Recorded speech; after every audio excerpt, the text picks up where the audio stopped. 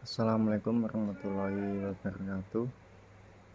Di sini saya mau menjelaskan tentang Thariqah terambil dari kata toroqoh. Cara bahasa bermakna mengetuk pada awal tahrik. Sering didefinisikan sebagai seluruh jalan mendekatkan diri kepada Allah dengan mengamalkan perintah dan menjauhi larangan. Sering berlalu waktu, tahrik didefinisikan sebagai kumpulan para sahlik yang dinisbahkan kepada satu syariah tertentu dengan kepatuhan terhadap peraturan-peraturan khusus. Bermujahab, mereka berkumpul di dalam Sayyah Rudkianiyah atau mereka berkumpul secara teratur dalam momen khusus. Mereka mendiri majelis ilmu dan zikir dengan teratur. Cara masuk Thariqah ke Indonesia. Sejarah terdekat di Indonesia diyakini sama dengan sejarah masuk Islam ke Nusantara itu sendiri. Para sarjawan Barat meyakini Islam bercorak subjektif adalah salah satu hal yang membuat penduduk Nusantara yang semula beragam Hindu dan Buddha menjadi sangat tertarik kepada Islam. Tradisi Hindu dan Buddha yang kaya dengan dimensi metafisik dan spiritualitas itu dianggap lebih dekat dan lebih mudah beradaptasi dengan tradisi terkait yang dibawa para wali, sehingga perubahan besar itu pun berlangsung nyaris tanpa menetes darah sedikit pun.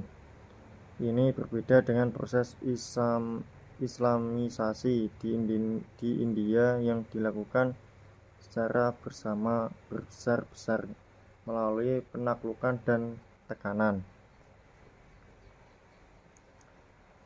Bahkan konon sedikit pemaksaan dengan senjata oleh para raja muslim seperti Sultan Muhammad. Namun sehingga saat ini India, terlebih setelah terbagi tiga dengan Pakistan dan Bangladesh dan Muslim, Islam tetap tidak berhasil secara masif mengakhiri Hindu sebagai agama mayoritas masyarakat.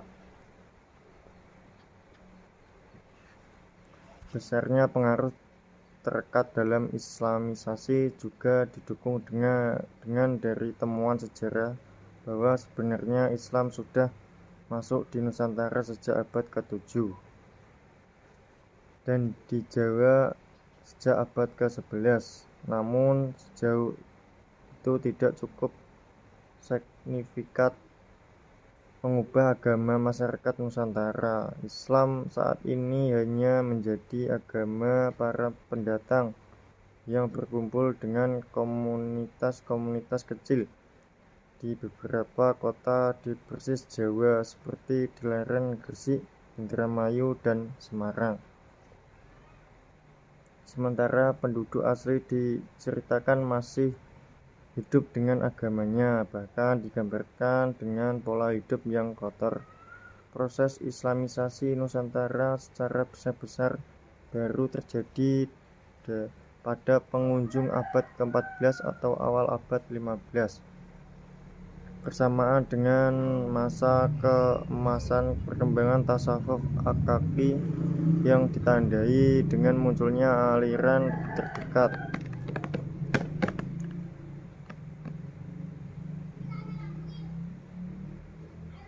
Fase itu sendiri telah dimulai sejak Imam Abdul Hamid Muhammad Al-Ghazali wafat 1111 Masehi, yang merumuskan konsep tasawuf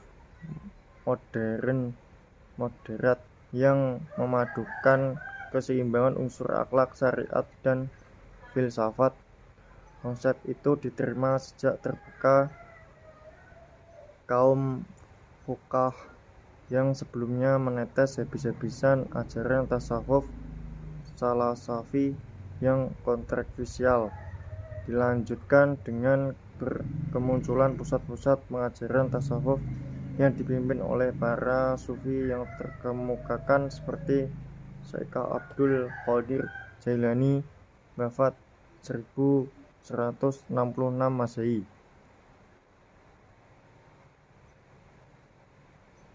yang ajaran tasawufnya menjadi dasar thariqah.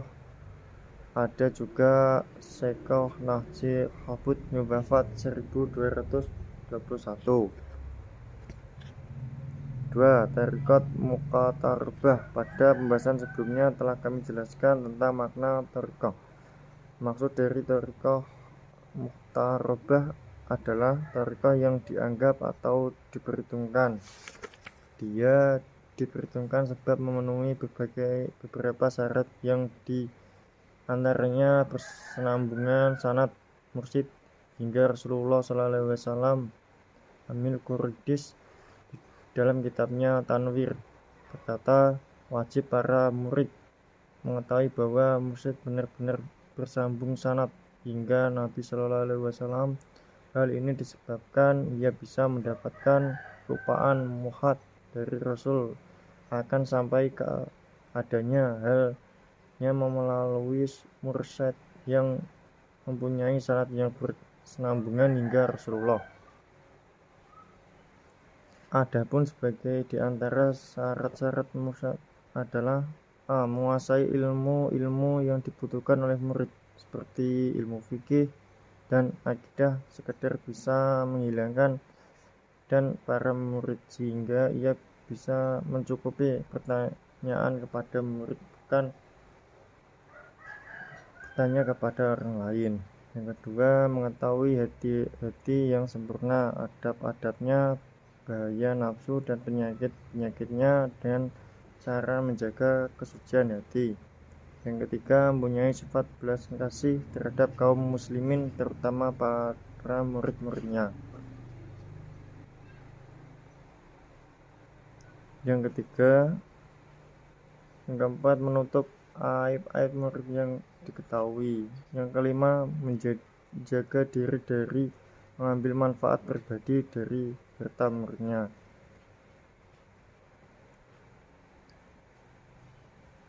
Yang keenam, melakukan apa yang diperintahkan dan menjauhi apa yang ia larangkan agar perkataan bisa sampai ke hati pendengar. Yang ketujuh, tidak bermusyawarah bersama mereka kecuali sekadar hajat. Yang kedelapan, perkataan bersih dari campuran hawa nafsu. Yang kedelapan, tidak terlalu mementingkan hak dirinya seperti hak untuk dihormati dan dimuliakan. Adapun thariqah sufi mutarabah di Indonesia sangat banyak, di antaranya Sahdiyah. Di antara sekian banyak thariqah yang dikembangkan di Indonesia, ada thariqah Sadjiliyah. Thariqah ini dinisbahkan kepada Abu Hasan al-Basri. Thariqah ini mendasarkan segala pandangan atas Al-Quran dan Sunnah Nabi SAW sehingga masuk dari kategori Sunni. Dalam pandangan seorang salik harus selalu selera dengan Al-Quran dan Sunnah, mengamalkan hal-hal fardhu dan berakhlak sebagai akhlak Rasulullah. Dalam pandangan thariqah ini, salah satu cara thariqah kepada Allah adalah berzikir sebagaimana firman-Nya, maka ingatlah kalian padaku, niscaya aku akan mengingat kalian. Menurut Abu Al-Hasan Al-Asidi, zikir terbagi menjadi 4. Pertama, zikir kepada Allah dari kelalaian. 2. Zikir sebab takut siksa dan atau senang nikmat. Yang ketiga, zikir yang mengantarkan pada kesadaran seorang bahwa segala kebaikan pada hakikatnya dari Allah dan segala keburukan dari diri sendiri. Yang keempat, zikir dengan pengertian seorang hamba fana atau hanya mengingat Allah dan lupa atas segala sesuatu selain Allah, termasuk diri sendiri. Sekian dari saya penjelasan. Tidak ada salah kata, saya mohon maaf. Wassalamualaikum warahmatullahi wabarakatuh.